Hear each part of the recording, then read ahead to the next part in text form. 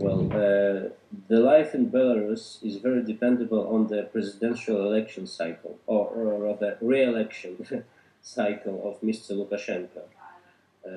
Between the presidential elections, the life of journalists is quite okay. It's not very pleasant, it's very hard sometimes, but it's quite okay. When the next presidential re-election term is closing, we have a massive problem in journalism. All the independent media places are raided by secret police. They confiscate almost all of the equipment. They make us it's kind of terrible times. And every presidential re-election cycle is a terrible time for us because it's a time of strengthening of repressions against independent media. And this time is returning every 5 years here, and the next time it will be spring next year.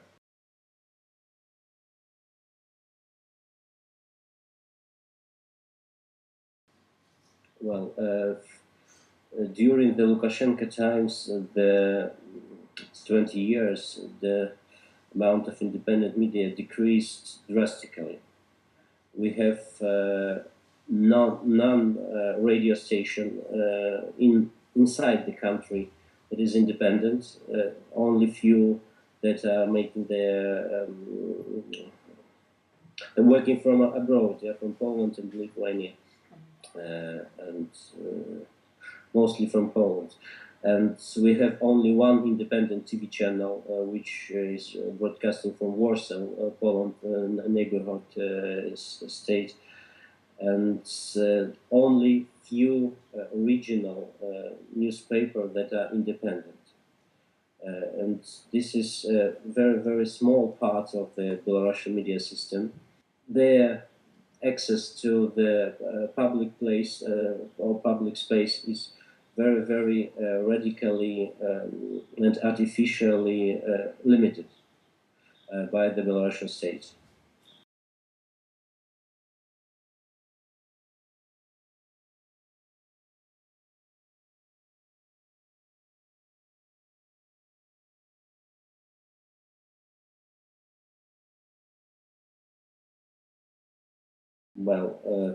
It's of course kind of struggle, everyday struggle, because some people are getting scared by the situation and they are leaving. But it's not very easy to leave us in Belarus, paradoxically, because if you are once a journalist of independent mass media, you cannot find a job in the state mass media later. It's kind of blacklist, and if you are blacklisted one time, you're just working further for this station because you cannot find a place in a state-run TV or a state-run newspaper. That's why we don't have a very big problem with this stuff. And of course, there are many, very, very many last times young brave people that are trying to join us in every region of Belarus. We have a kind of all around the country network of reporters which are making features and news materials for us. We've tried to make journalist accreditation a couple of times, but none of our people has journalist accreditation. And in Belarus, according to Belarusian media law, if you don't have a journalist accreditation, you're not a journalist. There is no such word as freelancer in Belarusian media law. All of the freelancers in Belarus are out of law. They are not journalists. They are not members of registered media inside the country. That's why access to information is very difficult. We are trying to solve this problem, just asking some colleagues from registered media to give our people kind of coverage. Yes. and just pretending to be a journalist of this registered media to have access to information.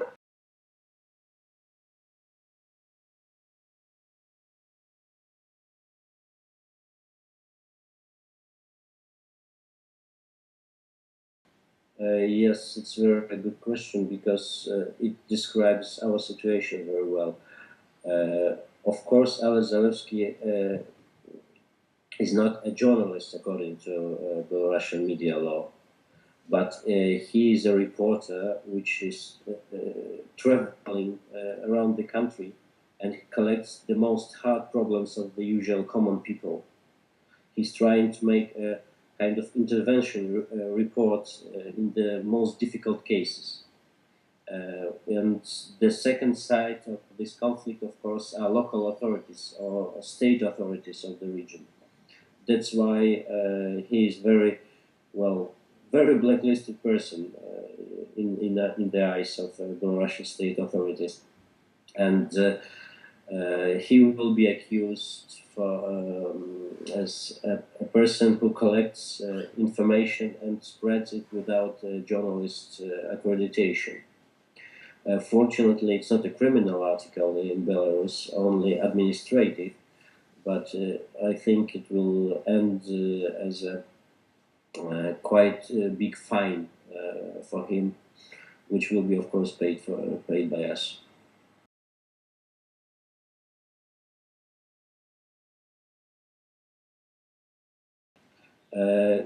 It will be, I think, as in our practice, it will be fine. Fine about $500. It's well, usual usual fine for journalism in Belarus.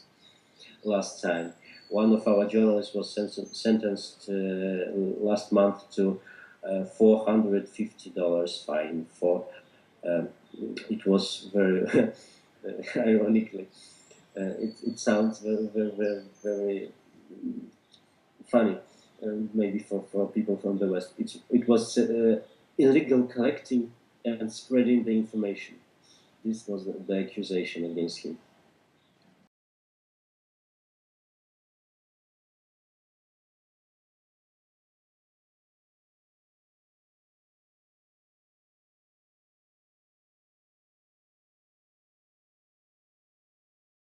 Uh, it's a difficult question for everybody here, but we are all, at least we all should be prepared for this, because after the last presidential election in 2010, there was a try to make a criminal case against journalists as co-organizers of massive public riots and public disorder after the presidential election.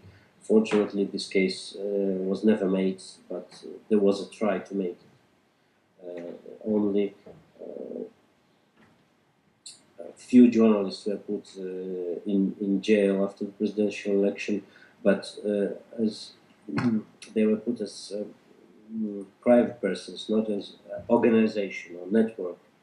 And the next presidential election could be the time which will be not so good for journalists.